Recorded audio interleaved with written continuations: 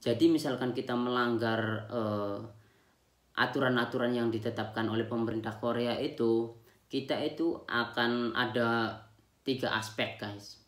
Bisa dideportasi secara paksa, bisa juga kita dipenjara selama 1 tahun, bisa juga kita membayar denda 10 juta won kalau kita melanggar gitu guys.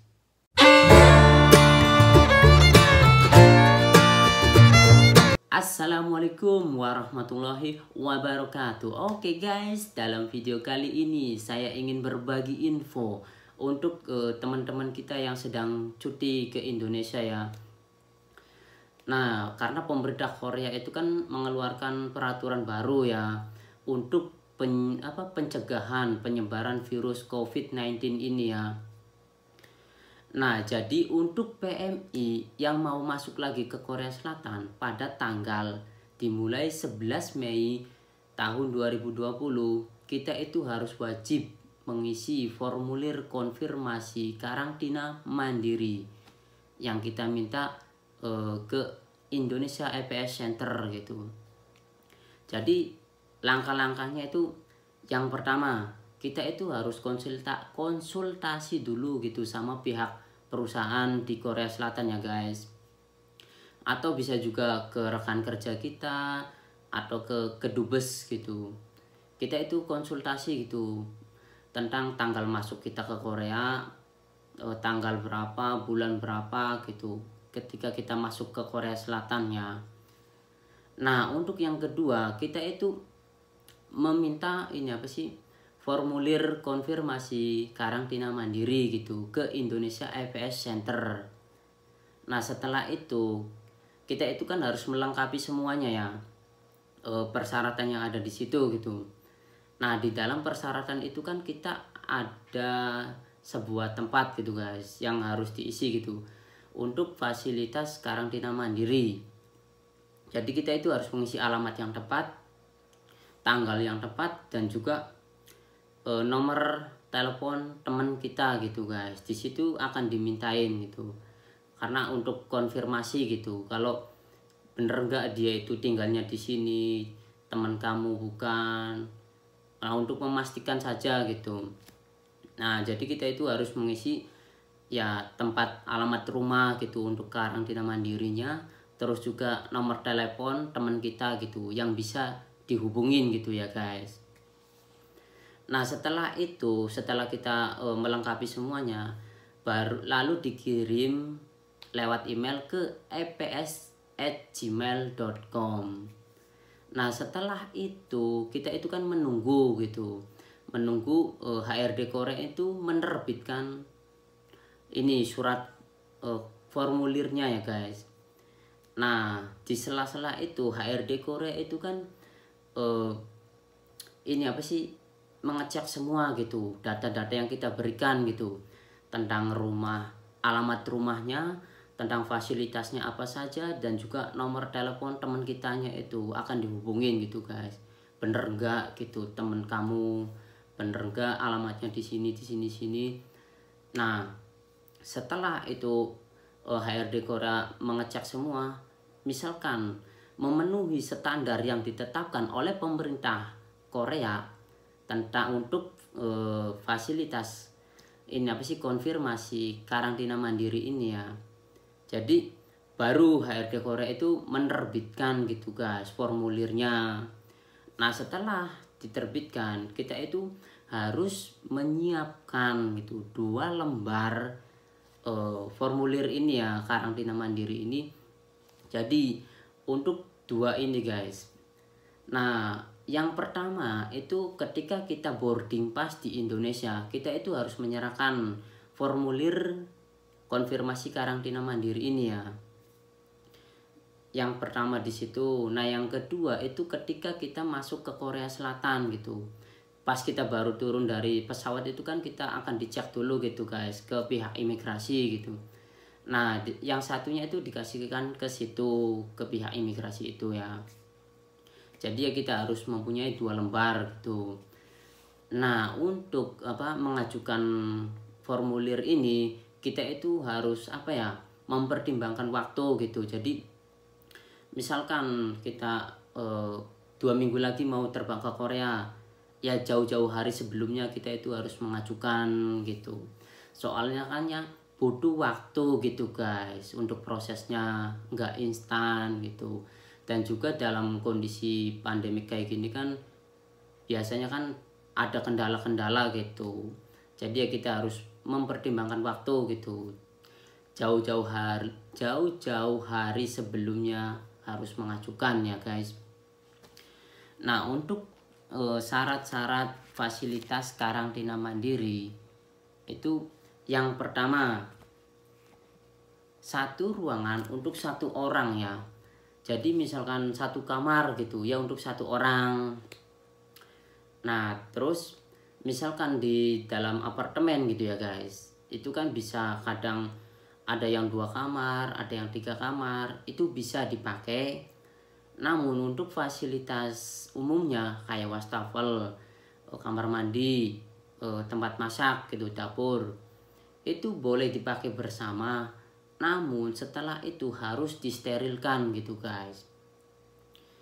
Ya misalkan kita habis masak gitu, ya kita langsung disterilkan gitu, langsung dicuci gitu. Cucinya itu bisa pakai apa sih, alat-alat pembersih kayak kamar mandi gitu guys, jadi langsung disterilkan gitu.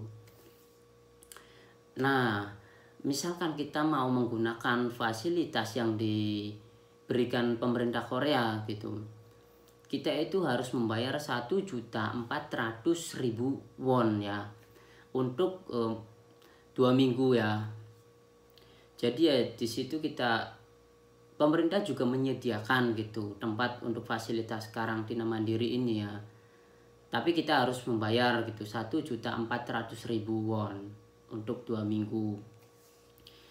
Nah, untuk biaya makan kita tanggung sendiri ya selama 2 minggu itu. Memang sih dari pemerintah Korea itu kan memberikan bantuan gitu, tapi kan hanya sedikit gitu guys, nggak banyak gitu bantuannya. Jadi ya kita itu harus menyiapkan uang gitu untuk ini apa sih, biaya ini gitu selama 2 minggu itu ya. Nah, kalau misalkan kita ini apa sih, mau apa ya, mau menggunakan fasilitas umum gitu, misalkan kayak tempat penginapan seperti hotel atau motel atau penginapan-penginapan yang lainnya, itu dilarang sama pemerintah Korea karena itu kan untuk fasilitas umum ya. Jadi pemerintah Korea itu tidak boleh gitu melarang menggunakan fasilitas itu. Atau juga misalkan kita minta tolong sama teman kita gitu, numpang tidur gitu ke tempatnya dia gitu, hanya untuk fasilitas ini aja ya, karantina mandirinya ya. Pemerintah Korea melarang juga guys, karena itu kan ya buat fasilitas umum juga gitu, karena itu kan ya tempat ini teman kita gitu, jadi nggak boleh gitu digunakan untuk persyaratan konfirmasi karantina mandiri ini ya. Nah, setelah kita sampai di Korea, kita itu kan di karantina mandiri ya selama 2 minggu. Nah, ketika kita masuk di Korea, kita itu harus mendownload 1 aplikasi keamanan gitu guys. Jadi aplikasi ini untuk laporan gitu tentang keadaan kita, bagaimana perkembangannya, kendala apa saja yang kita alami gitu, gejala-gejalanya gitu ya. Jadi kita itu harus laporan terus gitu setiap harinya. Dan juga kadang-kadang itu ditelepon sama pihak pemerintah Koreanya gitu. Nah, misalkan kita itu nggak laporan beberapa hari, atau juga ketika kita ditelepon kita itu nggak diangkat, maka akan dicari sama pemerintah Korea guys kemana saja gitu ya. Pernah ada kasus juga gitu, saudara kita, jadi dia itu posisinya sedang pindah kerja, namun dia itu mengambil cuti ke Indonesia. Setelah dia kesini lagi, dia itu kan harus dikarantina mandiri selama 2 minggu. Namun alamat yang dia kasihkan untuk tempat tinggalnya itu alamat pabrik yang lama. Ya, yang namanya dalam masa pencarian kerja kan dia nggak tahu gitu guys, mau nyari kerja kemana, mau kemana gitu. Jadi dia itu numpang ke rumah temennya.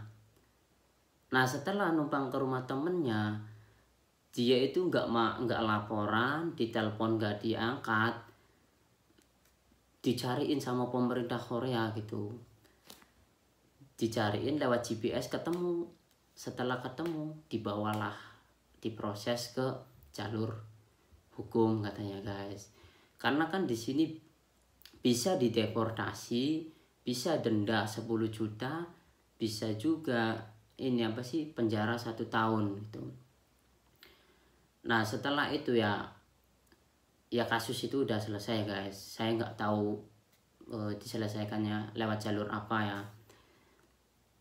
Nah misalkan kita sudah mematuhi itu semua ya guys, kita kan ya dalam masa karantina mandiri itu kan ya kita harus ada di rumah terus, standby terus, kita harus laporan terus setiap hari gitu ke pihak pemerintah Korea ya. Ya itu kan untuk pencegahan penyebaran virus COVID-19 ini ya. Ya untuk kita semua sih, karena ya lebih baik gitu guys, daripada kan tambah luas tambah banyak gitu. Ya marilah taati peraturan yang ada gitu di Korea Selatan ini ya guys. Ya mungkin cukup segitu saja ya guys. Oh iya, jadi misalkan kita melanggar aturan-aturan yang ditetapkan oleh pemerintah Korea itu, kita itu akan ada 3 aspek guys. Bisa dideportasi secara paksa, bisa juga kita dipenjara selama 1 tahun, bisa juga kita membayar denda 10 juta won kalau kita melanggar gitu guys. Ya misalkan kita disuruh di rumah, kita pergi kemana itu kan bisa didenda seperti itu, atau dideportasi secara paksa gitu.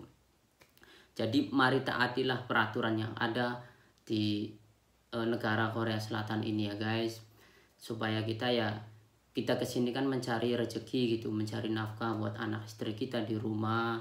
Jadi ya taatilah peraturan yang ada supaya bisa berjalan dengan lancar gitu guys prosesnya.